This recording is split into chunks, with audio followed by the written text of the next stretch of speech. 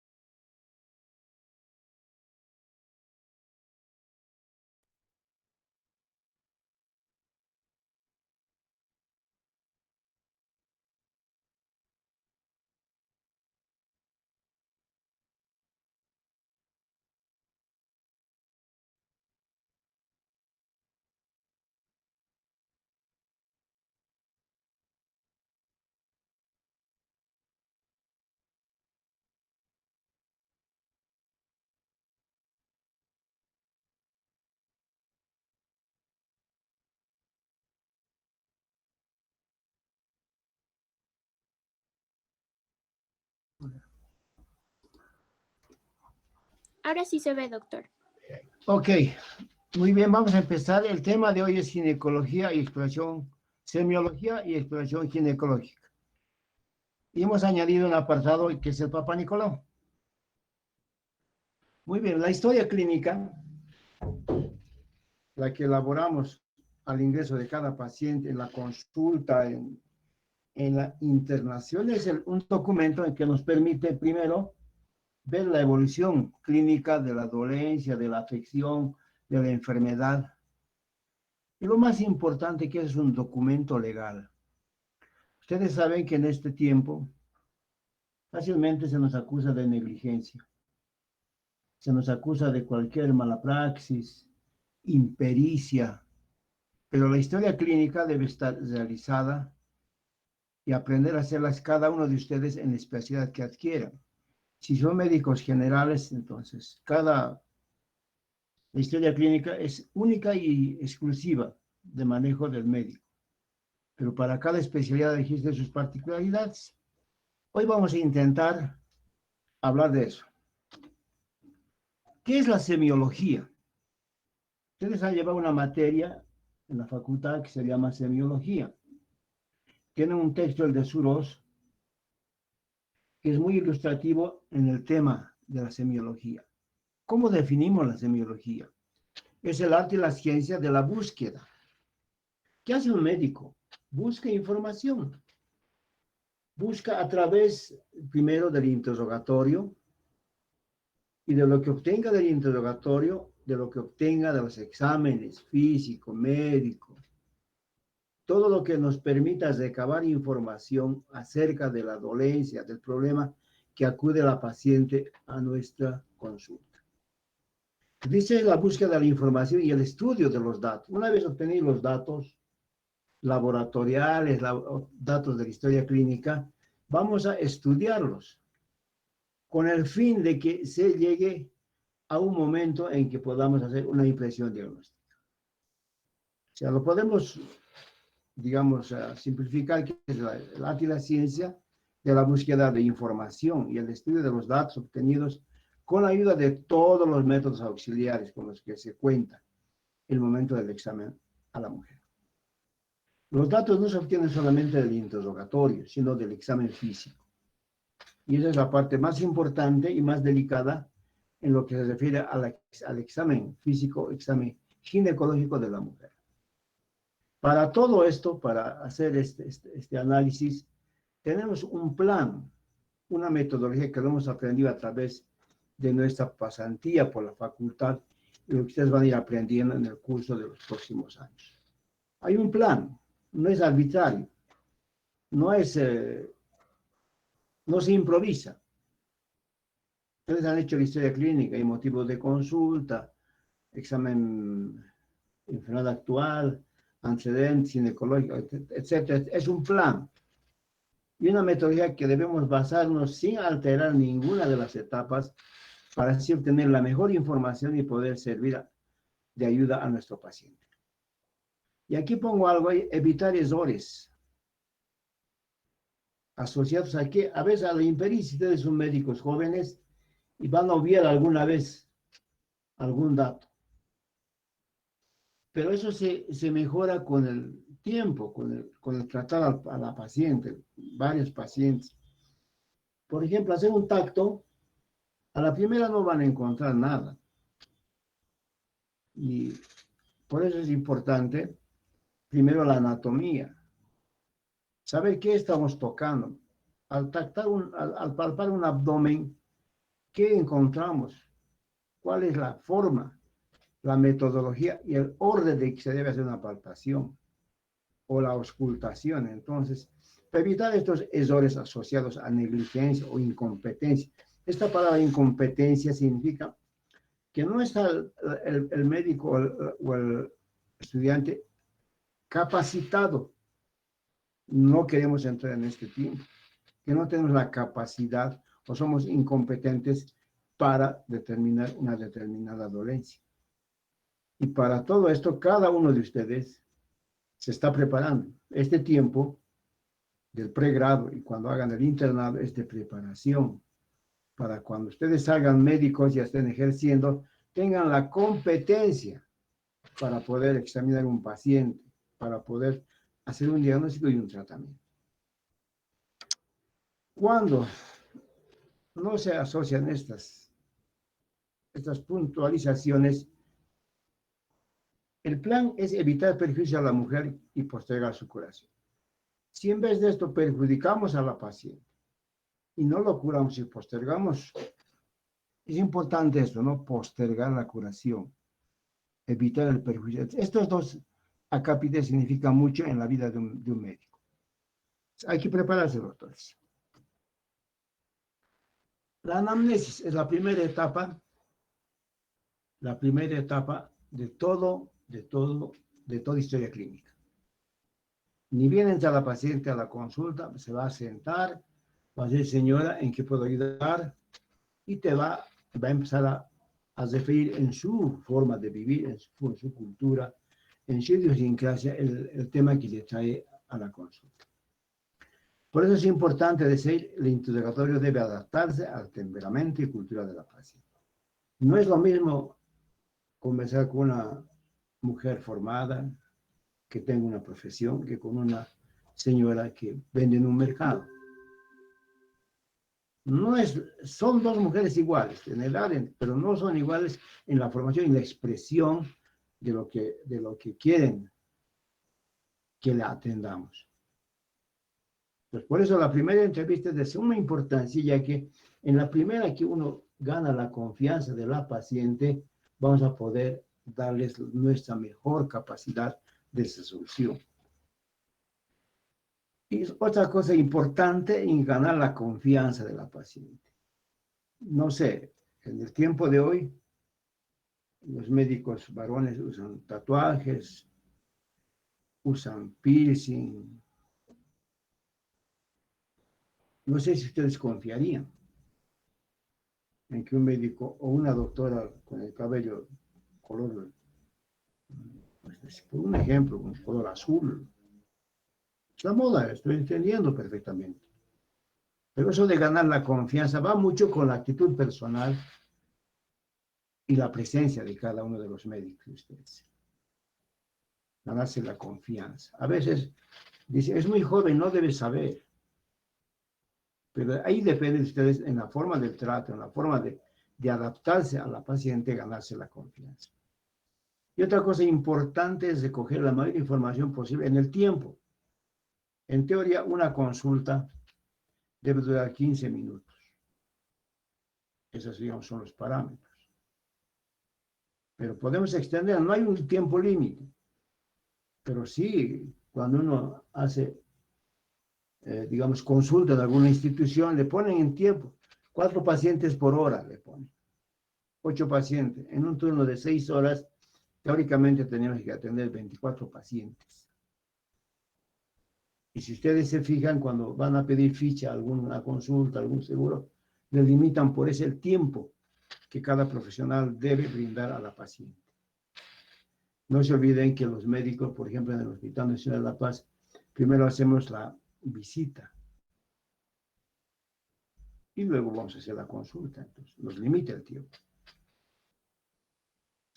Luego, otra cosa importante es tener la idea precisa del carácter de la dolencia. Por ejemplo, estamos haciendo la materia de ginecología. Y si ustedes ven un tema relacionado con un tumor, un mioma, tienen que tener la idea precisa de lo que está hablando la paciente, para no desviar la atención en otras situaciones y así desviar la curación o la ayuda. Permitir que exponga libremente sin interferencia. Es importante cuando hacemos la entrevista, es dejarles hablar, que expresen, sin interrumpirles. Y uno aprende a eso, decir, ¿y qué más? Y algo más, y de pronto se le acaba lo que puede expresarle, entonces hacemos nuestras preguntas que aclaren el tema. Generalmente nuestras pacientes, alguna dolencia digamos, relacionan con alguna fecha. ¿Cuándo le vino la última regla? No dicen la fecha, pero estaba cerca del año nuevo. Hay que insistir en sacar un dato preciso. Y es importante conocer la personalidad de cada paciente. Y se van a encontrar en su vida profesional con muchos tipos de pacientes, con mucha formación, o que han visitado otros médicos, que no les ha parecido la forma del trato, etcétera, etcétera. Pues vamos a tener que primero adaptarnos a la forma de expresarse de la paciente. La primera etapa de la historia clínica es la filiación. Aquí está anotado la filiación. ¿En qué corresponde la filiación? Primero el nombre. Generalmente la mujer usa nombre de soltera y alguna dice el nombre de casada. Luego está la edad. Es importante porque vemos en qué edad cronológicamente está la mujer. Después está sus antecedentes, su escolaridad, si estudió colegio, escuela, universidad. Después estará su dirección en la afiliación, dónde vive, en qué trabaja. Esa es la afiliación, sus datos generales, estado civil. En nuestras historias clínicas inclusive está si es originario, si es mestizo, si es, etc. Lo cual para mí no tiene ninguna importancia.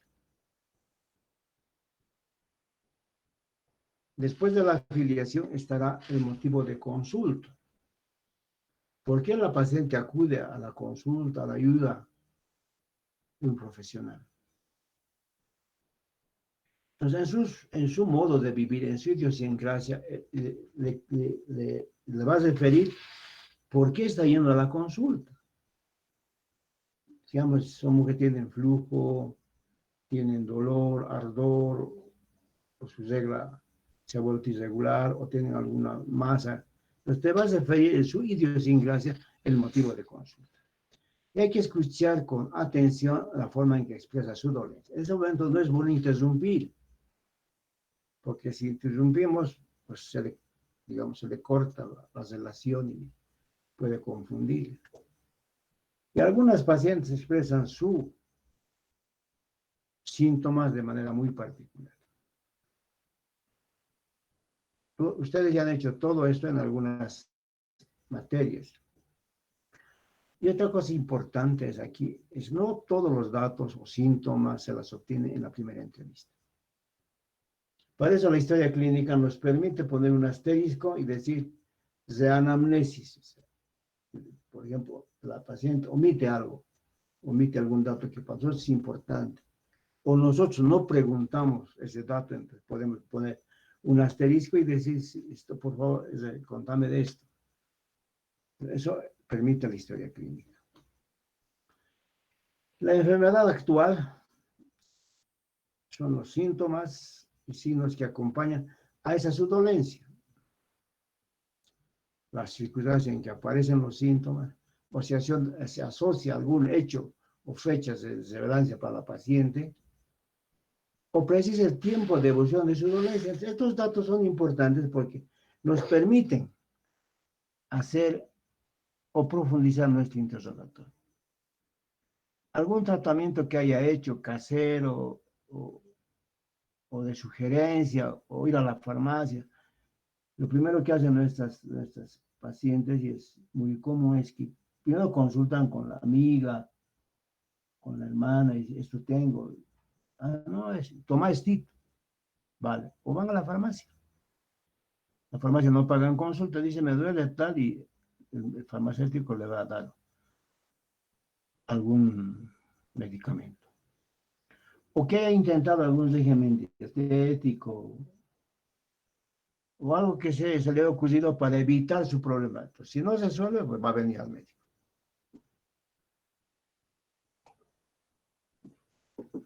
Y otra cosa importante también es que hay síntomas asociados a otros órganos y sistemas. Es importante buscar con el interrogatorio, porque no estamos tocando a la página, estamos conversando. Y de cada momento hacemos un apunte, una nota en la historia clínica. Algo que nos parece que nos va a servir para definir el tema.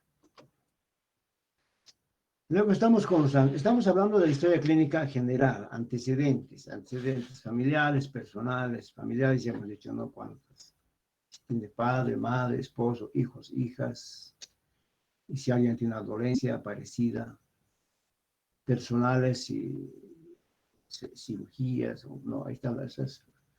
Personales son las formas de vivir, formas de casa propia, si tiene agua, luz, etcétera, los servicios básicos. Y luego están los no patológicos, si no tuvo alguna intervención quirúrgica, alguna. O están los hábitos, alimentación, si bebe, fuma, si tiene algún gusto especial, todo lo que nos pueda servir para hacer un diagnóstico.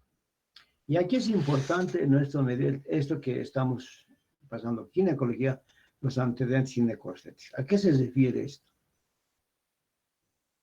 Primero, la edad. Si vemos a una paciente de 20 años, es probable que no haya estado embarazada nunca o no haya tenido descendencia. Pero se pregunta si se ha embarazado y si tiene hijos vivos.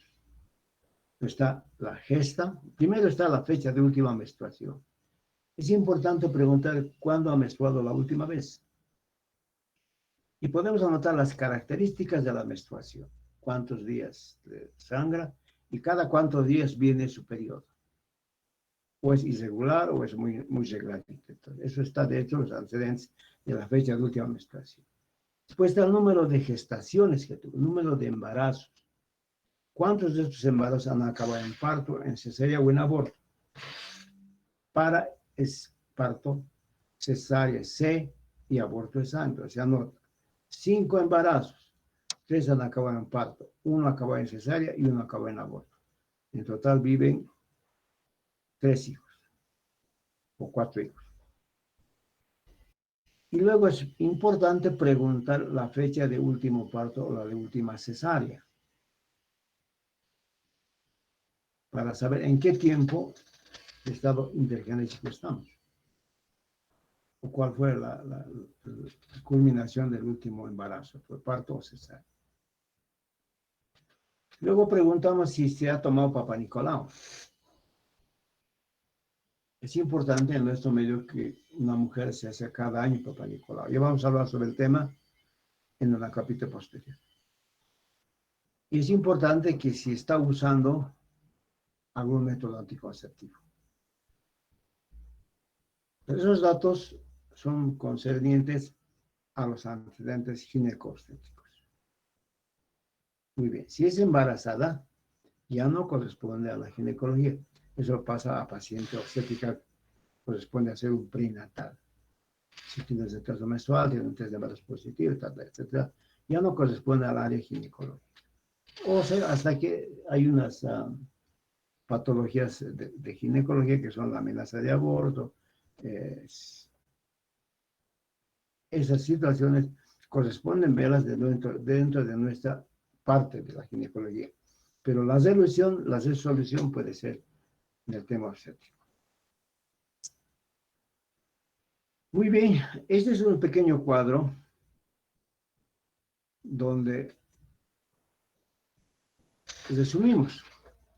Por ejemplo, dice el interrogatorio, antecedentes familiares, ya lo hemos puesto, ¿no? Ginecostet, patológicos, familiares y personales. La historia ginecológica, hemos dicho, menarca, actividad sexual, ciclos menstruales, embarazo, abortos, uso de anticonceptivos. Aquí falta el Papa Nicolau, por ejemplo. Otra, exploración, inspeccionamos que mamas, abdomen, pelvis. Inspección, palpación, auscultación. Las cuatro formas semiológicas de hacer un examen. ¿Y qué exploramos? Genitales externos, labios menores, mayores, clítoris, vértice retal, himen, sinequia vulvar, etc. Exploración, uso de instrumental ginecológico, el espejo. ¿Qué nos permite el espejo? Ver el cuello. La posición, la consistencia, la movilidad del cuello. La exploración esfínter anal, parece del recto, tabique rectal. Entonces, más o menos, en esto se basa nuestra exploración ginecológica. Instrumental, está la pinza de Posse, la pinza de Feste, Wassermann y el histerómetro.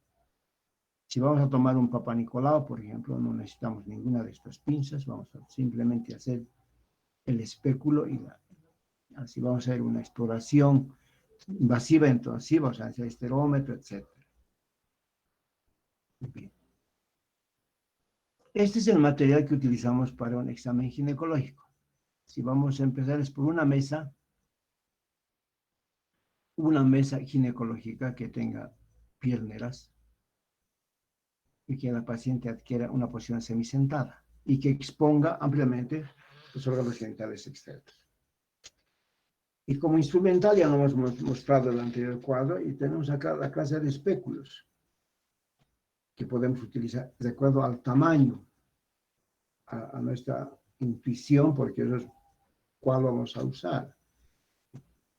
Y luego, aparte de eso, necesitamos todo el material séptico, guantes líquidos, esa riñonera. Este es un equipo para tomar un Papa Nicolau. Muy bien. El examen clínico, ¿en qué consiste? Sobre todo semiológico, el hábito corporal, obesidad, edad, etcétera, pícnico, asténico, hipoplásico, viriloide, estas cosas ya lo hemos estudiado. El examen de mamas y el examen abdominal. Es el examen clínico general. El examen ginecológico. Ya hemos mostrado la mesa, una mesa apropiada, una posición llamada ginecológica. Y es importante esto que tengan un personal de apoyo. No se puede hacer un examen a una mujer sin importar la edad solo. Tiene que haber un personal de apoyo, una enfermera, un estudiante de medicina, etc. Primero, para brindarle confianza a la paciente y segundo, para que le brinde un apoyo instrumental requerido. Porque una vez enguantadas las manos no podemos hacer, nos tienen que apoyar. O simplemente para darle confianza a la paciente. Jamás se debe hacer un examen ginecológico solo. Por eso del pudor de la paciente. Existen ciertas, inclusive cuando hacíamos la práctica en el hospital, la paciente decía, le vamos a tomar un Papa Nicolau. Sí, tómeme, pero que se salgan los estudiantes. Hay ciertas cosas que a la mujer hay que respetar. Y se llama a una enfermera para que apoye. Y siempre esto con sentimiento. Hay que explicarle a la paciente qué es lo que se va a hacer. Si la voy a examinar, qué voy a usar, qué le voy a tocar, de qué forma le voy a tocar, qué instrumento voy a usar, hay que mostrarle. Y esto se llama consentimiento. A la paciente decir, sí, le acepto que me examine. Y si no consiente el examen, se le puede avisar al paciente, se rechaza examen ginecológico. Listo.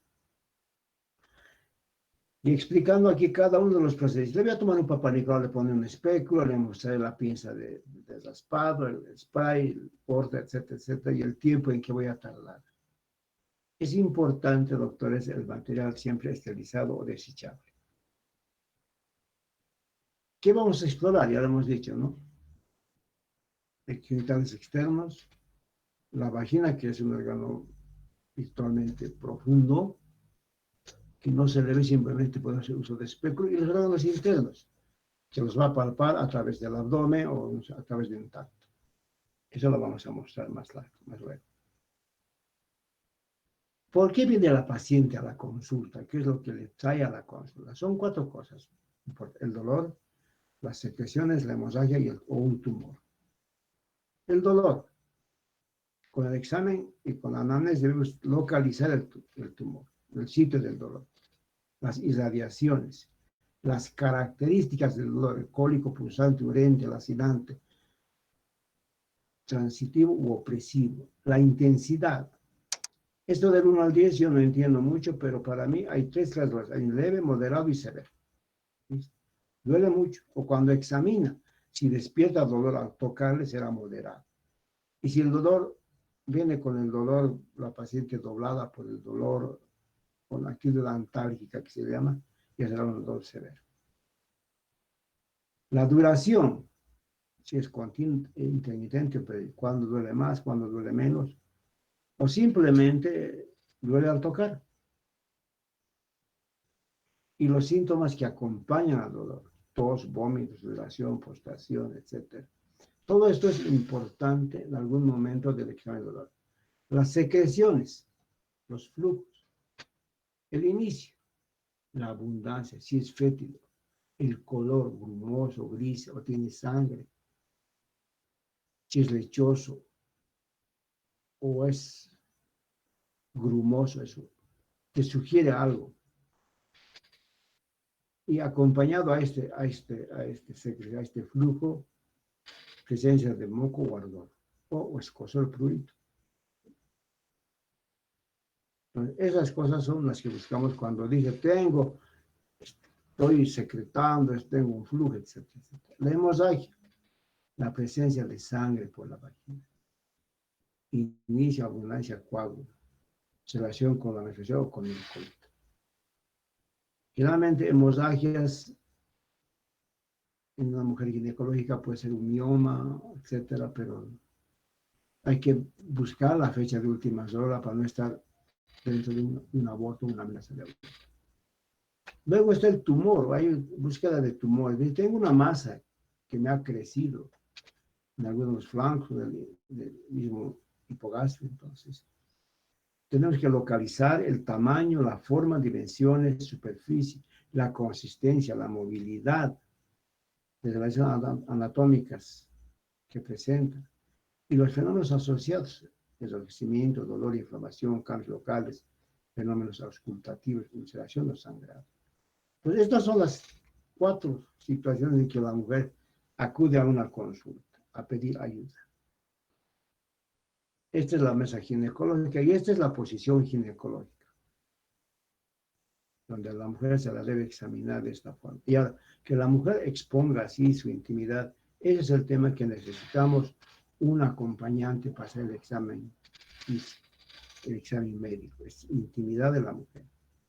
Para hacer esto, la mujer la piensa, pues yo creo que a nadie le gusta que le miren todo eso, pero hay que entender a la mujer en ese momento. Buscar siempre la mejor forma de atenderla es que el ambiente esté atemperado, que tenga una lámpara y ser ligeros, no exponerla mucho tiempo en esa situación.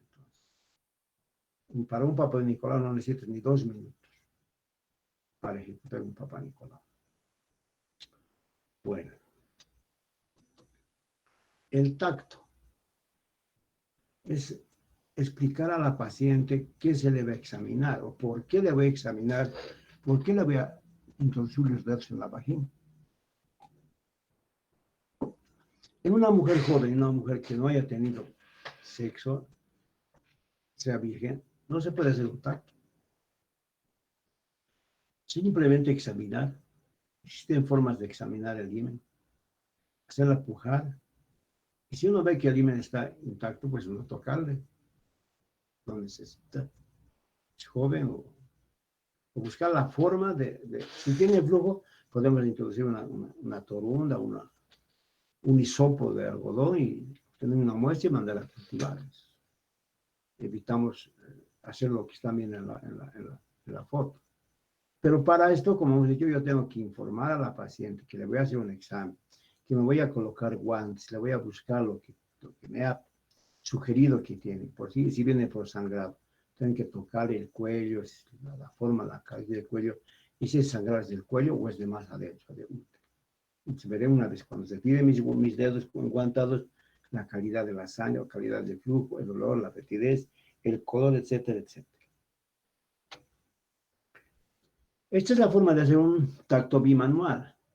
Estamos buscando el tamaño del útero y podemos tocar inclusive los anexos, izquierdo, derecho, si despertamos dolor. Y si no despertamos nada, pues se anotará, ¿no? El tacto bimanual, etcétera, etcétera, etcétera. Junto con esto estamos explorando la parte externa de la vulva, la uretra, el recto, si no tiene ninguna patología asociada. Después de la exploración bimanual se utiliza el espéculo. El espéculo es un medio que nos permite ver el cuello, el tamaño, la ubicación, la forma, la habilidad del dolor, los anexos al lado, y si hay flujo, cantidad de fetidez, de sangre o coágulos. Estamos viendo con el espéculo. El tacto bimanual, ya hemos dicho, ya hemos hablado, la búsqueda de alguna patología. Este es el espéculo. Nos permite visualizar el cuello, las paredes de la vagina. Y a veces utilizan para tomar la muestra de Papá Nicolau como en la fotografía.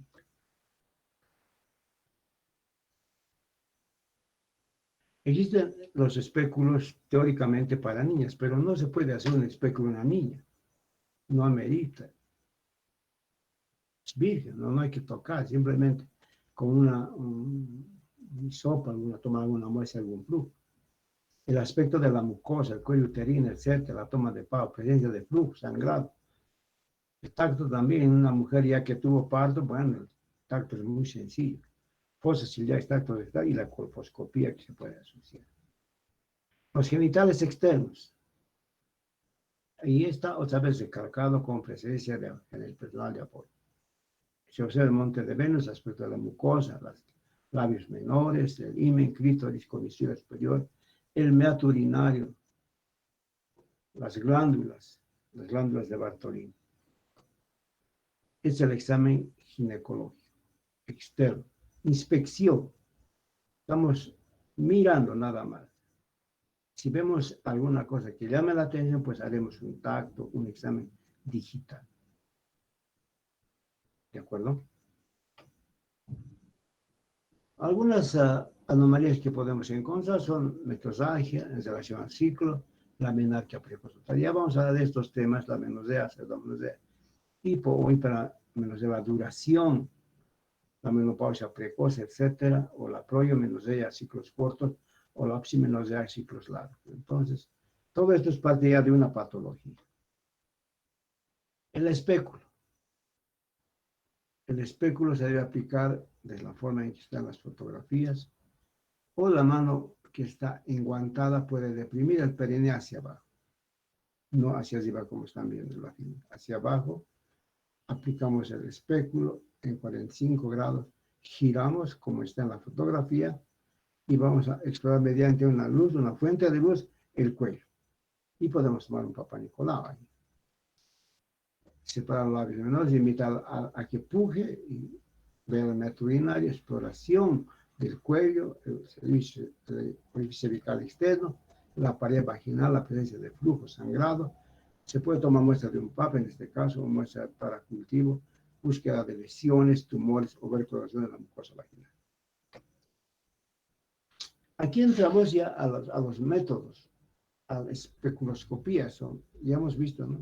Es el cuello el que se ve, es el orificio cervical externo que está hacia la parte inferior. Esto es especuloscopía. Ya lo hemos visto, ya lo hemos hecho. tacto rectal. Este tacto está indicado en situaciones precisas. No es de uso común. No es normal hacer un tacto rectal. Cuando se asocian síntomas rectales, hemorroides, fisuras, en patología de tabique o recto vaginal, septocele, infiltración, tumor, en la infiltración de tumores se toca por detrás, por el ano, el cuello. O sea, vamos a ver si el tumor ha infiltrado los parámetros, se llama. Ya lo vamos a ver en algún tema de tumor del cuello, en la importancia que tiene el tacto rectal. Pero de rutina no se la hace, a no ser que tengan alguna patología asociada. Este es un instrumento llamado histerómetro. Está graduado en centímetros del 1 al 10, algunos hasta el 12, que nos permite hacer una histerometría, o sea, medir el tamaño del útero. Un útero no fecundado, un útero normal, mide aproximadamente 7 centímetros del cuello hacia el fondo. Y es lo que buscamos. Cuando utilizamos, por ejemplo, cuando vamos a aplicar un té de cobre. Vamos a aplicar, dilatamos el cervical y vamos a pasar a través de una cánula el té de cobre. Y tenemos 7 centímetros, se la gradúa en el aplicador del té de cobre para no perforar. Es importante ese detalle. Histeroscopía es un aparato que nos permite ver mediante una pantalla el interior del útero. En algunas patologías es importante ver el interior para ver pólipos o alguna secreción tumoral, etc. Examen de mamas. Es otro procedimiento que debemos aprender a hacer. Se la divide a la mama en 4 cuadrantes y se la va a utilizar según las manecillas del reloj. Y se hace ordenadamente para no dejar pasar algún tumor. Aquí es importante el examen tanto en la paciente de cúbito dorsal como de sentada, porque la exploración se las hace de ambas formas. Con los dedos índice y medio se va buscando alguna anormalidad. Realmente son tumores. Y se puede explorar la cola de la glándula mamaria, inclusive las axilas si tuviéramos alguna patología asociada que haya, digamos, los ganglios axilares impactados. Es importante en cada examen ginecológico, cada paciente que se presente a un examen, hacer el examen de mamas. O simplemente viene la paciente y dice, me he tocado y tengo un tumor.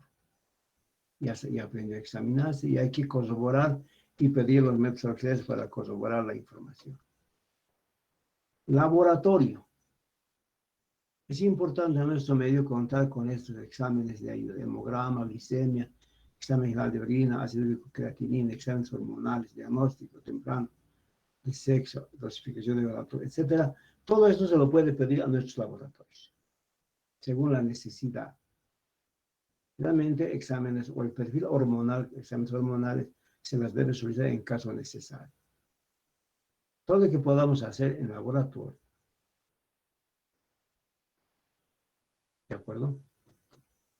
La mamografía es un método importante asociado al examen de mama. Si advertimos alguna irregularidad, vamos a pedir una mamografía o una ecografía para sustentar nuestro diagnóstico.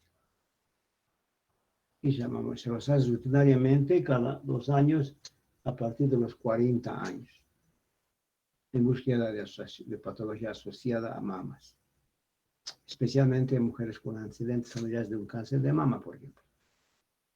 O sea, el tema de tumor es ser precoz, diagnóstico precoz. Biopsia de mama, si encontramos alguna tumoración, podemos pedir consentimiento para hacer una biopsia de aguja fina de la mama.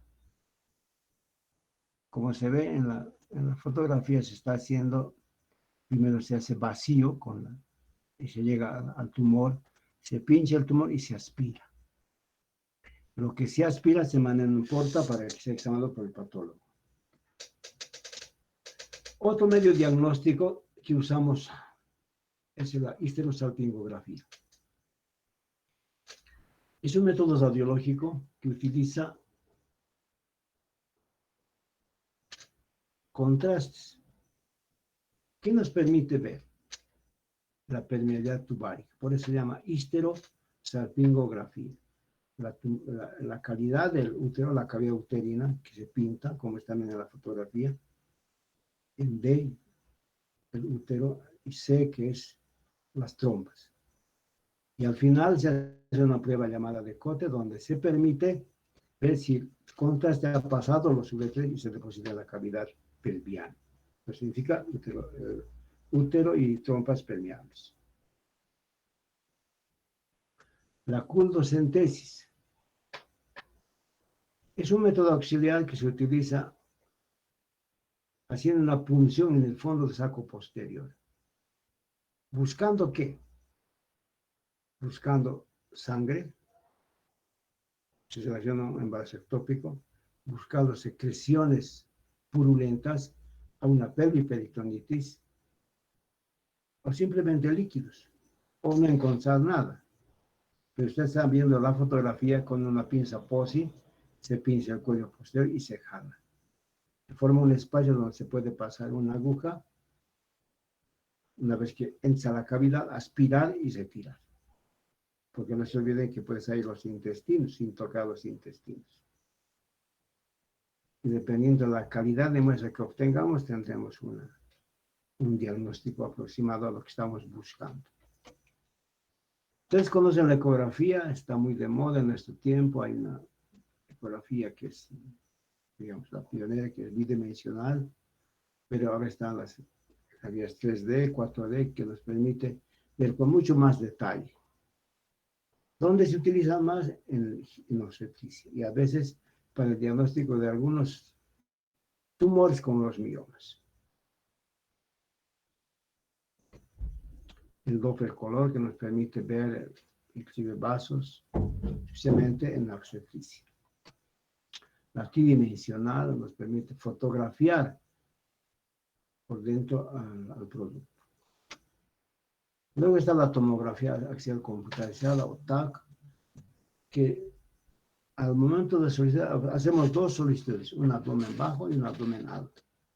En el abdomen bajo se verán los órganos internos, especialmente en la búsqueda de tumores o metástasis de tumores en el tema de cáncer ginecológico.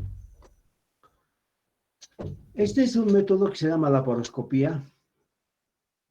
Se hacen laparoscopías para vesícula, para apéndice, pero también en ginecología utiliza para buscar, pues es un medio de diagnóstico y un medio de tratamiento. Por ejemplo, el embarazo ectópico.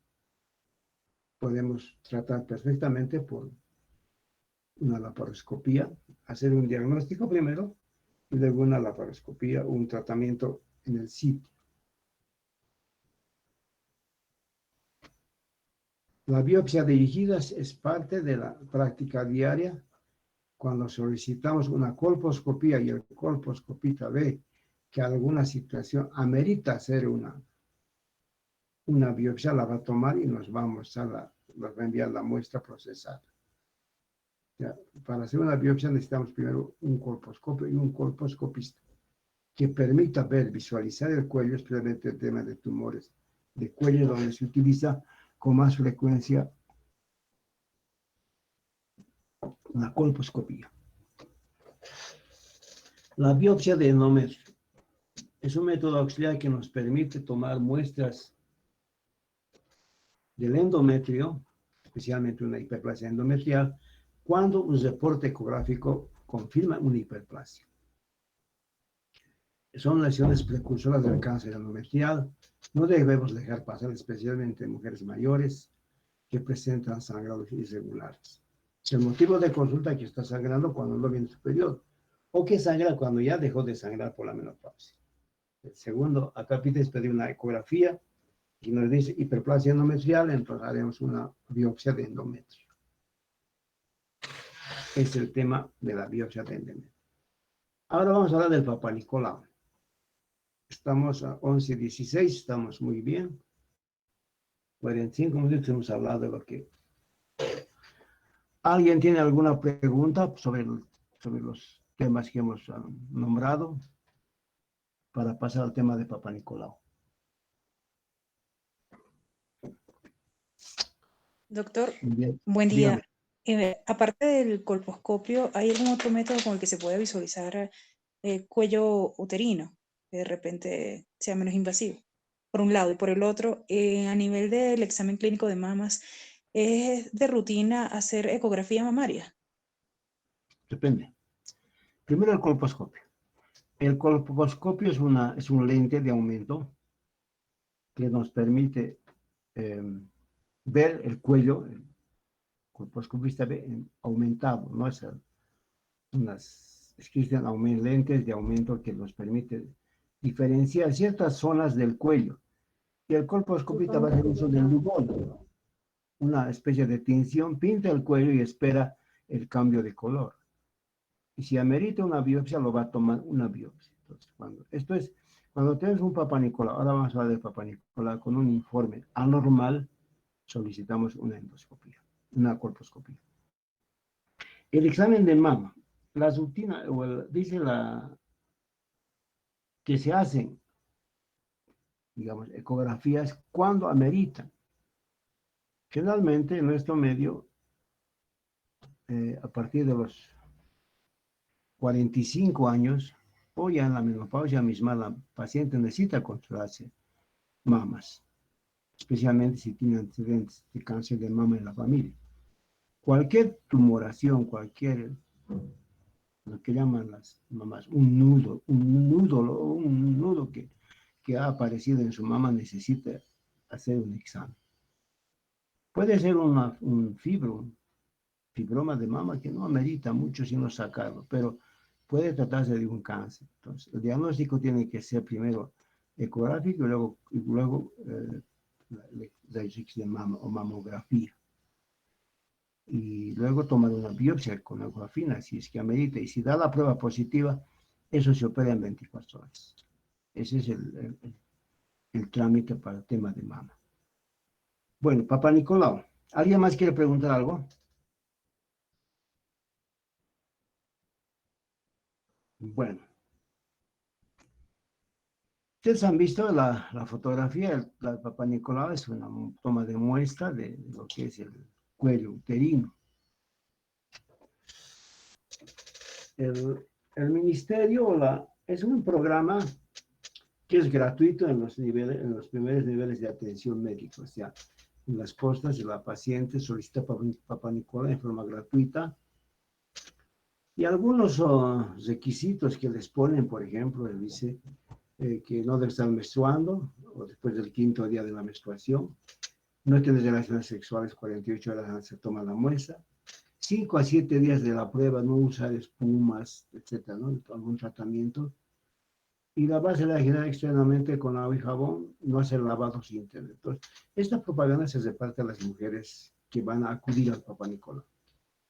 Se las pueden hacer cada año, en nuestro medio es frecuente que se haga cada año o si dan 2 negativas, hacerse un segundo o un tercer año una prueba. ¿Qué es un Papá Nicolau? ¿Cómo definimos el examen? Es una prueba citológica, que es examinar células recolectadas del cuello uterino y de la vagina y mostrar la presencia de infección, inflamación o células anormales o células cancerígenas. Estamos mostrando células, no tejidos, por favor. Esa es la definición de Papá Nicolau. No diagnostica cáncer. Su sensibilidad es del 80% y su especificidad es del 99%. Hay falsos negativos como en todas partes, 6 al 55%, a menos del 55%. Pero si ustedes ven que su sensibilidad es mayor y su especificidad es mayor, los falsos negativos pueden existir, pero son de bajo número. En estudios ya más recientes, ese de especificidad o sensibilidad que hay un 80, ahora con los modernos exámenes que hacemos y las pruebas que se toman y la forma de tomar la muestra, su sensibilidad ha aumentado a un 97%. Y el número de falsos negativos es apenas un 2%. Esa es, digamos, la ventaja, ¿no? Con el adelanto de toma de muestra, el entrenamiento al personal que toma la muestra. Porque de eso depende la mayor parte de lo que se interpreta.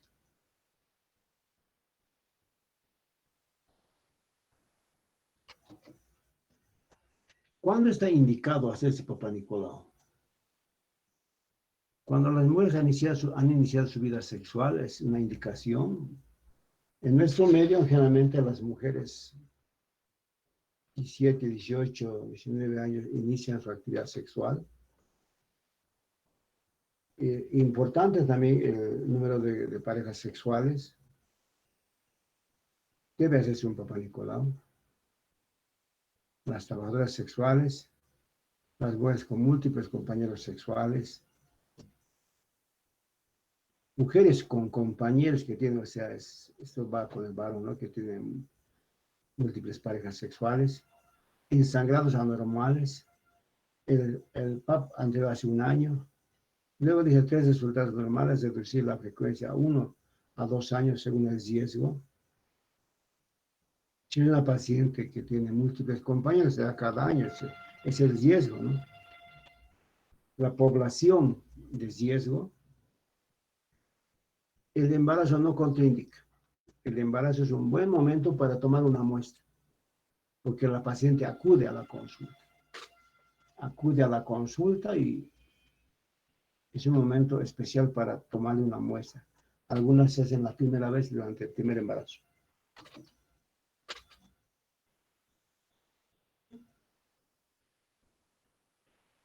También está indicado en pacientes que se van a hacer una histerectomía o ya se hicieron una histerectomía, antecedentes de verdad sexual, que ya han tenido transmisión sexual, en mujeres fumadoras, mujeres que toman anticonceptivos orales y mujeres inmunodeprimidas. Entonces, este es el universo en las que debemos buscar a la posible candidata por una toma de muestra. ¿Se utiliza qué? Están viendo un espéculo, una pinza de aire y la forma de la pinza de aire, esa pinza que está aplicada al cuello, tiene una especie de muesca que nos permite hacer una toma del cuello del orificio cervical interno. Esa es la virtud que tiene que tener el médico cuando tome. No puede tomar por fuera porque no va a revelar nada. Tiene que tomar en la zona llamada escamo columnar. Es la unión de dos tipos de epitelios que les vamos a mostrar.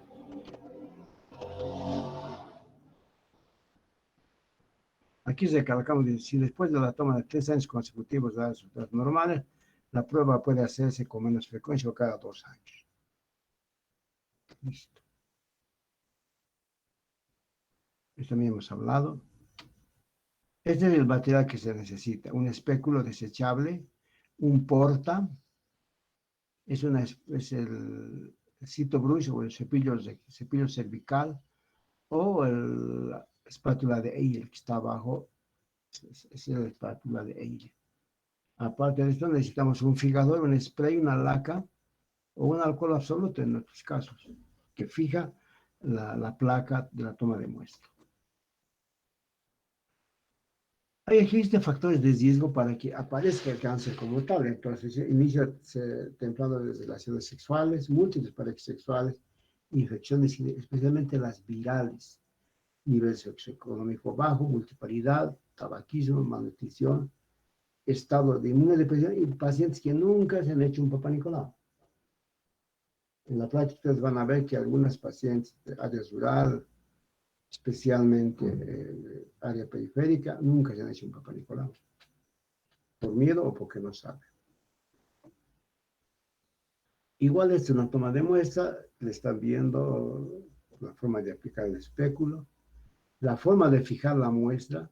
Realmente se toman dos muestras, una muestra endocervical, en esta foto la van a ver, endocervical, el cepillo está en el epitelio, en la unión escamocolumnar, donde realmente debe tomar la muestra, y una exocervical. Entonces, cuando aplicamos a la placa del porta, la endocervical se pintará en la parte inferior de la placa. Y la exocervical se aplicará en la parte superior de la placa. Y se la fija con laca y se la manda al laboratorio.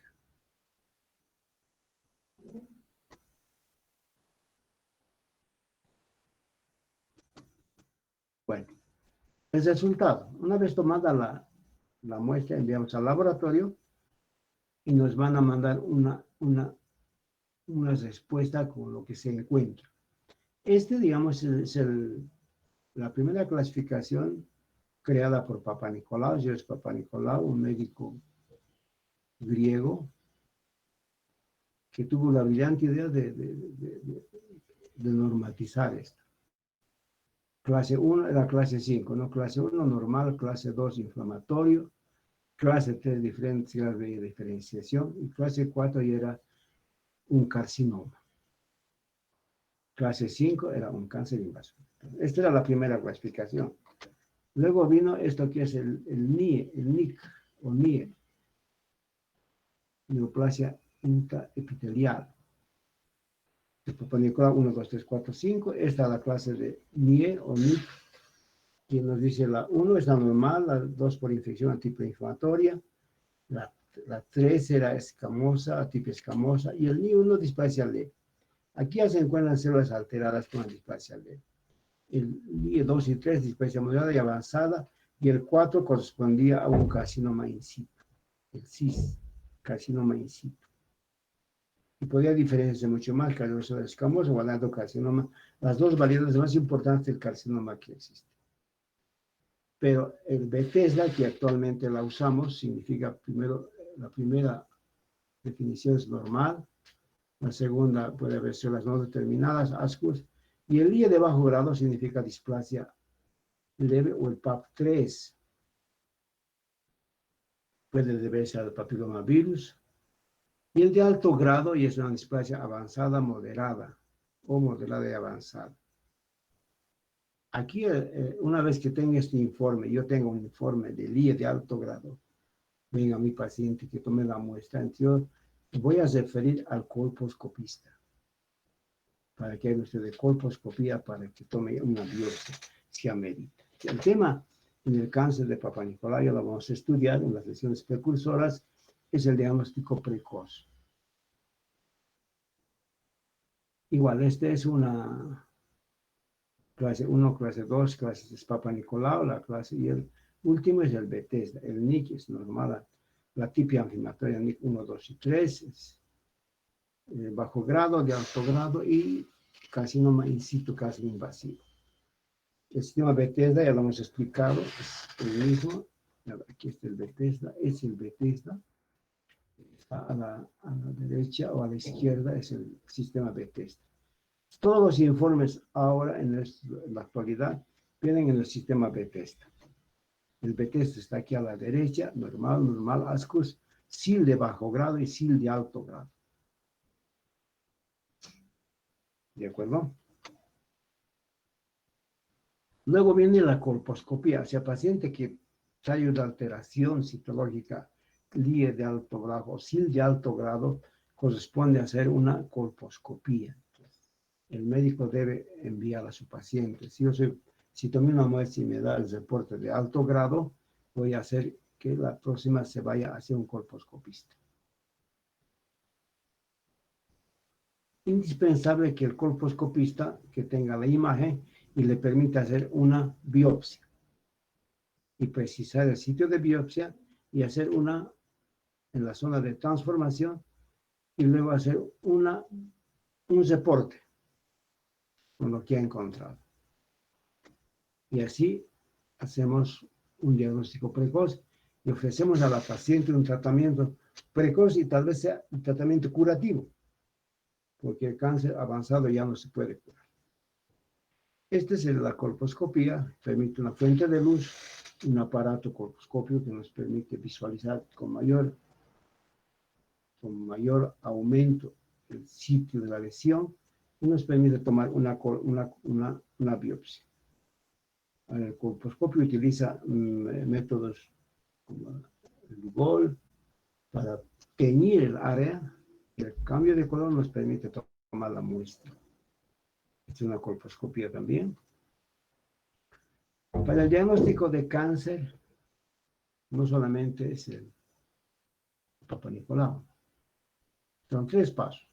Citología, o sea, el Papa Nicolau, la colposcopía y la biopsia dirigida. Y el tratamiento es cono de asa fría, etc. O sea, vamos a hablar en lesiones precursoras del cáncer cervical. Cuando enviamos a una colposcopía, el médico general que toma la muestra dice, ¿cuándo es resultado global del Papa Nicolau? Antecedentes de virus papilomavirus, antecedentes de cáncer uterino, sangrado vaginal anormal, flujo vaginal excesivo, fétido, presencia de lesiones externas, como estudio previo a una operación de útero y presencia de alguna patología cervical. Entonces, a nosotros corresponde, si tenemos un resultado anormal de Papa Nicolau, vamos a enviar al colposcopista que se haga una biopsia dirigida. Es las imágenes de, si una imagen normal, imágenes rosada que no ha sido aplicado el Lugol, pero en la otra fotografía se ve un área con Lugol y un área que necesita biopsia. Entonces, eso hace el colposcopista. Es una especialidad la colposcopía. Lesiones de bajo grado, lesiones de alto grado y lesión glandular. Eso ve el colposcopista con su imagen de aumento y con su Lugol y los demás hidrocépticos, etcétera. Van a pintar el cuello para ver en qué sitio hacen la biopsia. Estas son algunas fotos, aunque no están muy claras, pero que nos permite ver el papilomavirus, el Lugol, el OC, etcétera, donde se va a hacer una biopsia. Prueba del ácido acético y prueba de iodo positiva o prueba de Sile también se llama, ¿no? Donde ve la imagen no pintada, la merita una biopsia.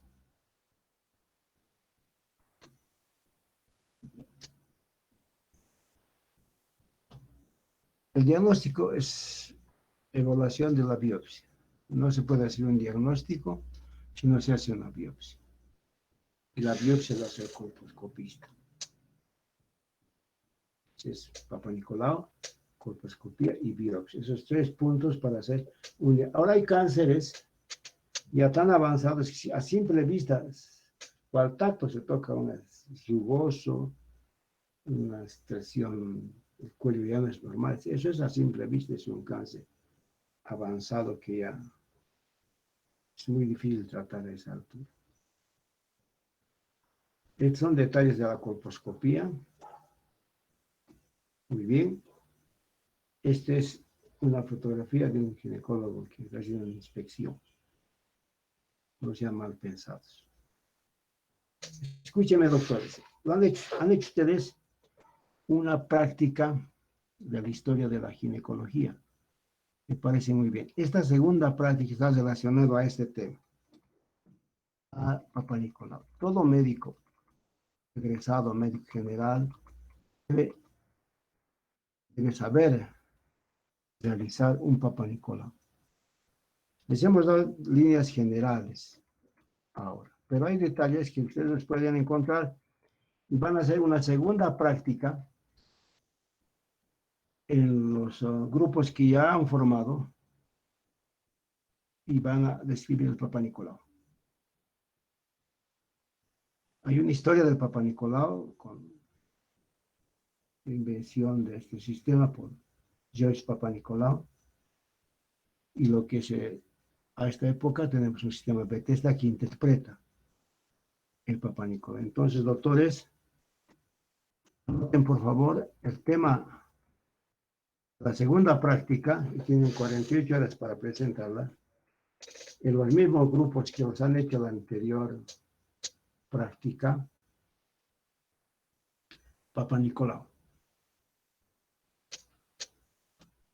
El anterior grupo, la anterior gestión, periodo del año pasado, han hecho una práctica muy bonita. Y cada uno, mire, cada uno de los doctores, sea la especialidad que tenga, tienen que saber qué es el Papa Nicolau. es importante para su formación. Porque la colposcopía ya es una especialidad, hay gente que estudia colposcopía, ya no es parte de la formación.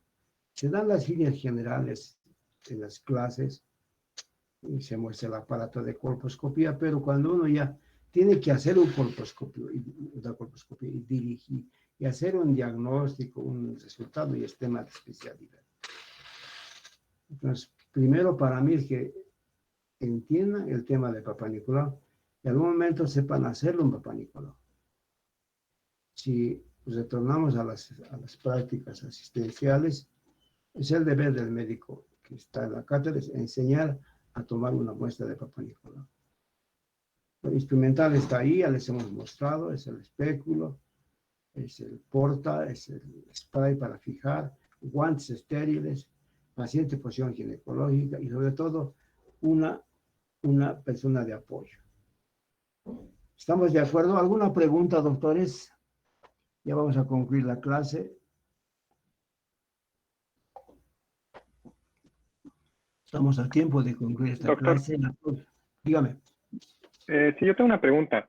En caso de una paciente, por decirle 25, 26 años, virgen, ¿a qué edad debería empezar a hacer el Papá Nicolau? ¿O hasta que no tenga relaciones no se le hace? En cuanto inicie su actividad sexual, si no tuvo relaciones sexuales a esa edad, se supone que es virgen. Entonces, no podemos, pues, para mí, echar a perder esa virtud de la mujer que es virgen con un espéculo. No amerita. Por eso existen unas torundas, unas varillas con torundas que se puede tomar a través del himen, en caso necesario, en caso de que nos permita la paciente. No hay que cometer la torpeza de desflorarla con un espéculo. No amerita, no tuvo relaciones. Entonces, el primer requisito es que haya iniciado su actividad sexual. Eso es para una mujer. ¿Algo más? Gracias, doctor.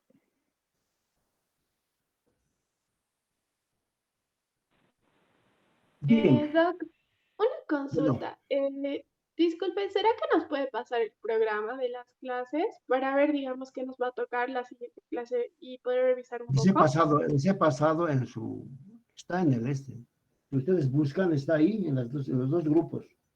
Ahora, por si acaso quieren anotarse, la próxima clase, ya entramos en materia. Vamos a hablar de ciclo menstrual, luego viene la amenorrea y las infecciones ginecológicas. Son los tres temas para el primer examen. Quiero pedirles un favor. La anterior clase habíamos pedido que haya dos representantes de grupo, uno de cada, del A y del B. Necesito, doctores, por favor, que alguien se haga cargo y me mande por WhatsApp primero la lista general de los dos grupos y luego una lista por grupos. Se han asociado entre amigos del mismo equipo, conocidos. Se han hecho unos grupos de 4, de 5, hasta de 3. Me parece muy bien. Eso hay que oficializarlo mediante una nota. Por eso pido a dos alumnos de buena voluntad de ambos grupos que se hagan cargo de mandarme por WhatsApp a mi línea de teléfono. Si quieren anotarse, por favor, y díganme sus nombres para que les tome en cuenta. Es el 15, es el 715-50813. ¿Quién se brinda a hacer? ¿Puedes repetir, por favor? 715-50813. Sí, buen día, doctor. Yo soy Saba, soy representante del Paralelo A y en un momento le hago llegar las listas de asistencia y de prácticas. Saba, ¿qué Saba eres? Terrazas. Saba Terrazas. Saba es Sí, tu sí, nombre, ¿no ve? sí. Buenos días, doctor. Yo soy Diego Bedoya y soy el representante del Paralelo B. Igual Diego en un Bedoya. momento le hago llegar la lista. Bedoya. Grupo Sí, B. doctor, Diego Bedoya. Y Saba es del grupo Sí. A. ¿De acuerdo? Muy bien, gracias.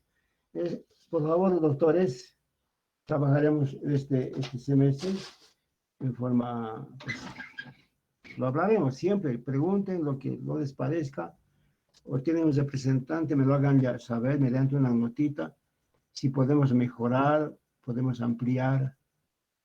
Solamente yo quisiera que cumplan primero con la práctica. No se hace una práctica como hacíamos años anteriores. Venían al hospital, nos reuníamos y podíamos hablar en una clase presencial con diapositivas sobre el tema, digamos, Papá Nicolau. Como no es posible ahora, es mejor que ustedes busquen el tema Papá Nicolau, como les estoy pidiendo, como lo han hecho las de la historia. Y una cosa más, doctores, los pacientes, los médicos que no han presentado su primera práctica, no tienen nota. Yo sé que no son todos, algunos han obviado. Paciencia. Pero procuren ser todos. Entonces, por eso les quiero las listas. Y agradecerles. El próximo tema, para que ya se preparen, es el tema ciclo menstrual.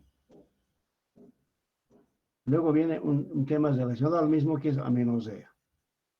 Entonces, estos dos temas los van a hacer la próxima semana que viene, es el ciclo menstrual. Bien, doctores, y gracias por su atención. Espero que la semana sea productiva y en algún momento ya nos conoceremos personalmente. ¿Algo más? Bueno, una pregunta. ¿Cuál es el libro de referencia base? No hay base. Puedes leer el libro de Williams, Ginecología de Williams. Hay ginecología de Cori. Hay ginecología de Pérez Sánchez. Hay una ginecología de Pfeiffer. No hay un libro base, porque yo entiendo de que no todos los autores, por ejemplo, el de Pérez Sánchez, es un libro muy, no diré muy antiguo, pero pierde su vigencia el libro, entonces. Inclusive en internet está esto de Papá Nicolau. El tema es que ustedes aprendan de que la formación del médico no es basada en un solo libro. Mejor si leen 10 libros sobre el tema. Cada quien, y forman un criterio, es lo que me interesa a mí, que cuando les toque ser médicos, les toque actuar como médicos, tengan un criterio y sepan decidir sobre lo que van a hacer. ¿Me entienden? Esa es la formación del médico. Ustedes tienen el libro hasta en el celular. ¿Qué ventaja? No tienen que cargar como yo cargaba el libro. ¿Se acuerdan del de anatomía, de que tiene 3 tomos? Cada tomo había que llevarlo cargado. No teníamos celulares.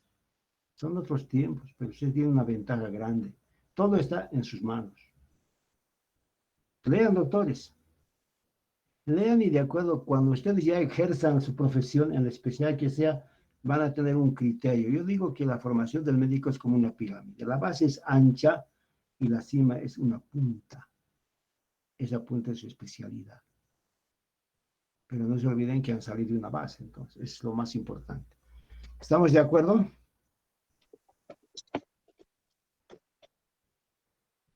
Muy bien, doctores. Muchas gracias. Nos vemos el próximo jueves por el mismo canal, a la misma hora. Hasta luego, doctores.